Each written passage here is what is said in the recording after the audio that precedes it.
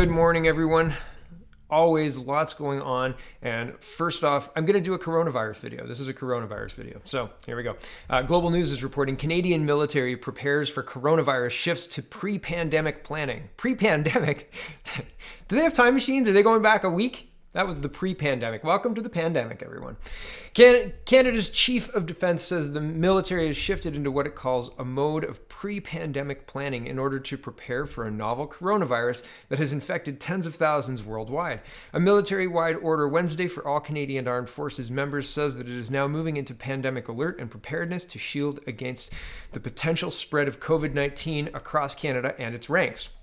So that's saying that they're going to deploy the military. They're going to use the military to protect Canada and protect military ranks so it doesn't get COVID-19, etc. I think that's potentially good, but I've also seen videos out of China where the military people seem like the bad people. So, right? I don't know. Okay, back to this.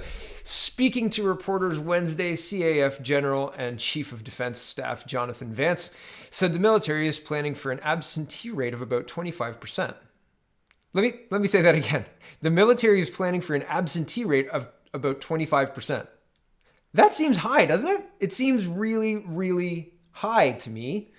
Vance said, back to this, that the CAF expects the directive to both aid Canadian civilians as well as its own operational effectiveness should a COVID-19 outbreak spill across Canada. One is to preserve the force of our ability to function should there be a pandemic, and the other is to support Canadians, said Vance. Several significant changes to CAF, Canadian Armed Forces operations, include what Vance calls is an order to have commanders use, quote, common sense in command judgment. CAF commanders will now assess if travel on a case-by-case basis can be deemed, quote, non-essential, just deemed non-essential. Troops will only be able to travel to a country experiencing a COVID-19 outbreak if it is for an operationally essential purpose, such as when military medical crews were sent to China to bring Canadians back home. Commanders must now assess vacation requests on a case-by-case basis as well, and military members may see their vacations either canceled or denied. In those cases, the military will reimburse a member's canceled vacation, the order said. Other changes to CAF operations include an increase of protection to supply chains and potential cordons that may limit movement. Commanders have been warned to reconsider large gatherings amongst its forces. Since the outbreak began in December 2019, over 94,000 cases of infection and a further 3,200 deaths have been confirmed worldwide. The large majority of them have been in China, where the virus is believed to have originated in the city of Wuhan in Hubei province. Hubei? I don't know. There's lots more to this story here, so the link is in the description if you want to check it out. This one's really robust. I think this one's good. It's interesting. And well, this is CP24. This was published March 5th, and today is the 5th of March at 7:07 a.m. Here we go. Coronavirus outbreak to get, quote, much worse before it gets better. People around the world are braced for months of disruptions from the new virus Thursday as its unrelenting spread brought ballooning infections, economic fallout, and sweeping containment measures. Countries should be preparing for sustained community transmission. Tedros Adhanom, I practiced this one, but I'm going to get it wrong. The leader of the WHO said of the 2-month-old virus outbreak, quote, our message to all countries is this is not a one-way street. We can push this virus back. Your actions now will determine the course of the outbreak in your country. In places around the globe, a split was developing. China has been issuing daily reports of new infections that are drastically down from their highs, factories that are gradually reopening, and there is a growing sense that normalcy might be not that far off. Meanwhile, countries elsewhere are seeing escalating caseloads and a litany of cancellations, closures, and travel bans and supply shortages. Now, I want to mention here, this is me, not the article. They may be saying that China is returning to normal, but there's no indication that that's true. Here's a couple of, these shipyards, I just want to show you this. This is a Los Angeles shipping port.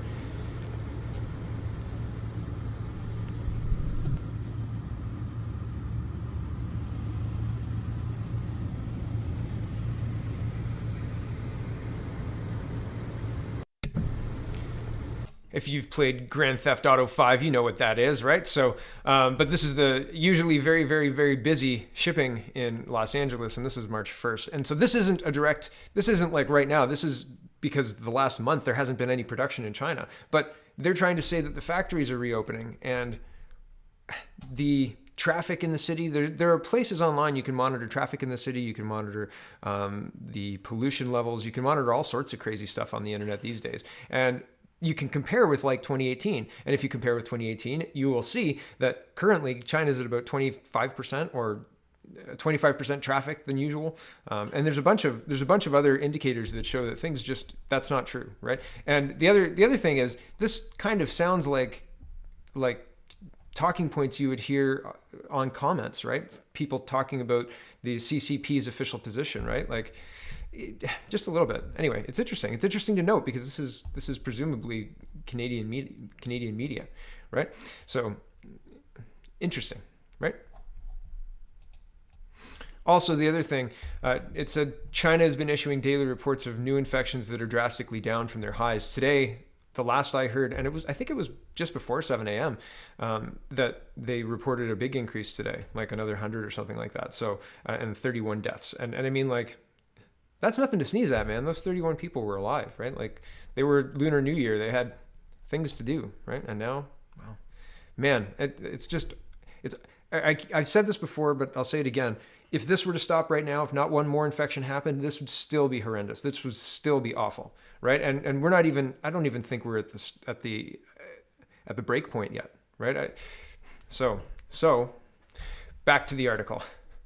There were about 17 times as many new infections outside China as in it, WHO said, with widening outbreaks in South Korea, Italy, and Iran responsible for a majority.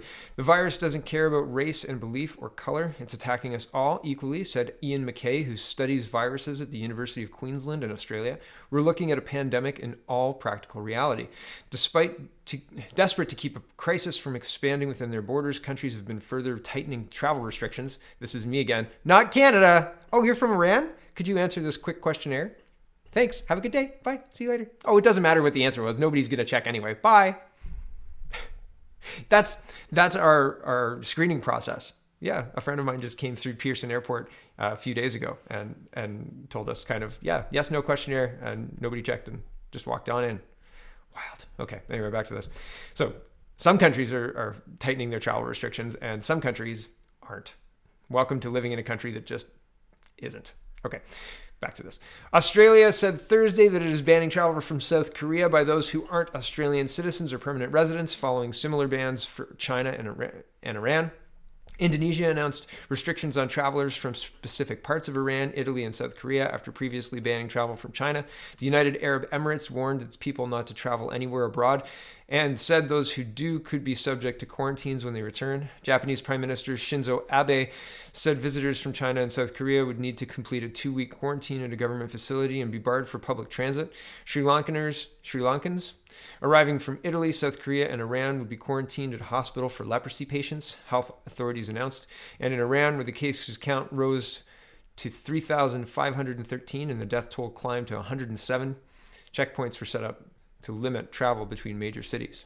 This is happening, everyone. Like, this is unthinkable before 2020, right? Unbelievable.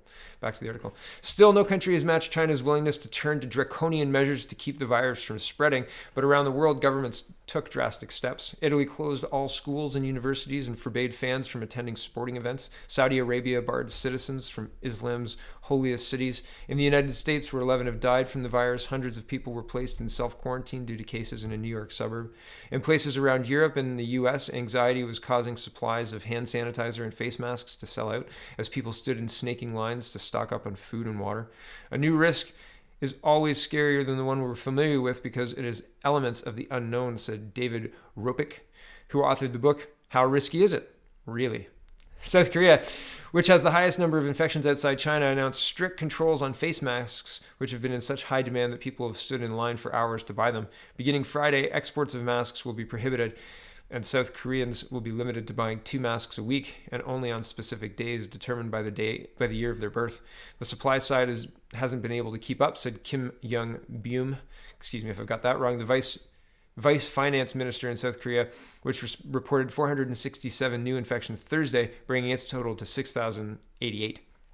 North Korean leader Kim Jong-un sent a letter to South Korean President Moon Jae-in to express condolences over the health crisis. Officials in Seoul and said Kim underlined his unwavering friendship and trust toward President Moon and said that he will continue to quietly send his best wishes for President Moon to overcome the outbreak. It wasn't clear if the letter was an attempt to improve strained ties.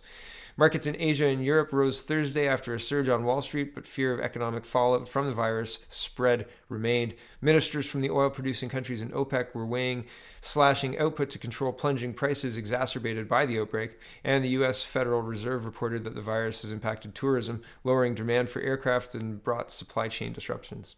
Iranians were urged to reduce their use of paper money and to stay in their cars and have gas station attendants fill their tanks to limit the possibility of virus transmission.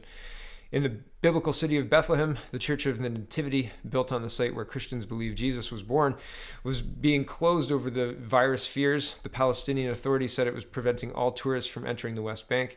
Even the joyful Indian celebration of Holi, in which Hindu revelers celebrate the arrival of spring with bursts of color, including bright powders smeared on their faces, was impacted by the virus. Prime Minister Narendra Modi and other leaders said the virus would keep them from attending holy events Tuesday, and the Holy Moo Festival in New Delhi was canceled. Sorry if I've got any of the pronunciation wrong. I'm not meaning to be offensive if I've got it wrong. So back to the article. The string of bad news related to the virus was weighing on people. Iranian President Hassan Rouhani urged state television to offer happier programs to entertain those stuck in a home in a country and with a worsening outbreak. Some 2,900 have been sickened and 92 have died in Iran. I scroll down a little bit. In China, where hospitals were releasing hundreds of recovered patients, officials reported 139 new cases of infected and 31 more dead. In all, the country has reported 80,409 cases and 3,012 deaths. More than two-thirds of those in China who have contracted the virus have been discharged from hospital, officials said. Of those who remain hospitalized, about 6,000 are in serious condition. A state visit to Japan by Chinese President Jinping was postponed as both countries deal with the virus. The trip set for April was set to be the first for a Chinese leader since Hu Jintao visited in 2008. Jintao? Sorry if I've got that wrong. So the shipping, and here's side-by-side pictures of a busy port and an empty port.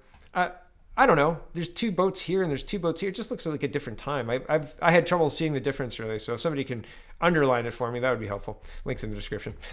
And the last one, if you use a refillable cup in your car or something like that, don't just use the Tim Hortons one. Starbucks have halted their use of reusable cups over the coronavirus fears. And I'm not going to read this. That's basically what it is. They're saying that they'll honor their 10 cents and whatever, blah, blah, blah. Man, this was supposed to be like an 8-minute video. I can't believe it's already 15 minutes. I have a whole other video just about Canadian politics too. Oh well, these things happen. Thanks for watching, everybody. I'm going to do more of these, I think, but I don't think it's going to be a daily thing. This is interesting stuff, and it's scary, and I hope that it goes away. I hope that it just is a big blip and it goes away. But as I said, the supply side stuff, like, as frightening as the virus is, this being mirrored in Vancouver, right? After the rail shortages, the rail blockades and stuff, like that's scary too. That's going to have a massive impact across the country, right? And maybe Ontario is a little bit insulated because we get a lot of goods trucked in from the United States, but this is a Los Angeles port, right? So, and New Jersey too, right? This guy's saying ports in New Jersey look the same. So, man, if there's no supply from the manufacturer, well, it's going to be more expensive to get goods, right? So thanks for watching, everybody. Check out CanadaPoly.com. Check out CanadaReport.co and have a wonderful, wonderful